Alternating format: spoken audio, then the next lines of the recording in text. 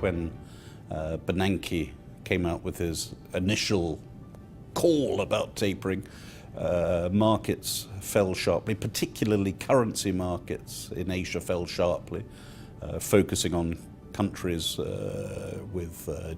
in a deficit position, so the Indias, Indonesias in Asia. And we saw a lot of hotter money exit emerging markets worldwide, including Asian markets. My feeling today is that a lot of that hot money has actually left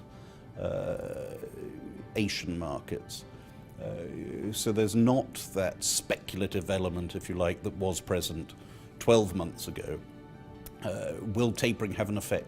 Yes, I mean, it has to worldwide. But I think in many ways that's anticipated in today's valuations. So at today's levels of valuation, are we unduly concerned about tapering? No, we're not. I mean, it will happen. On the day, it's going to have an effect, of course. But longer term, looking at markets as they are valued currently, seems like quite a decent opportunity for long-term investors. The first question everyone asks is, what's going on in China? What are the risks in China?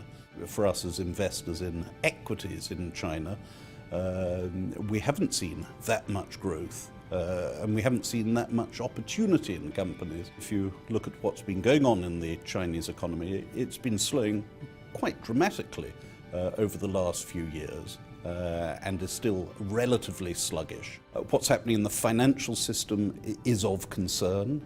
So some of the lending that's gone on, both within the banks and the what are called the non-banking financial institutions, and it's very hard to work out the precise size of it.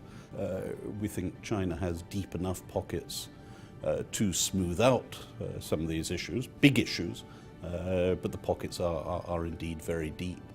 And to a large extent, China has confined its problems within China. The economy, the markets are nowhere near fully internationalized. So I don't think it's going to cause a regional crash. But it's certainly not the initial hopes post the Western crisis. Is China going to help bail out the rest of the world? No, it's not. So you shouldn't rely on China. Asia is part of the global economy, and the global economy is not having a great time either.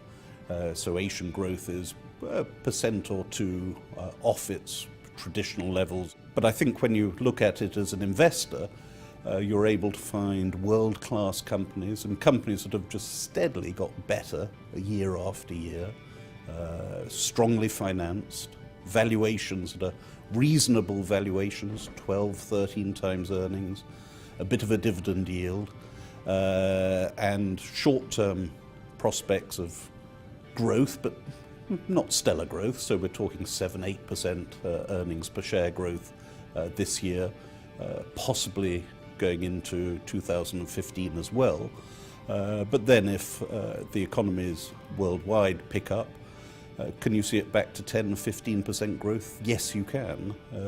And for us, that looks decent value at these levels.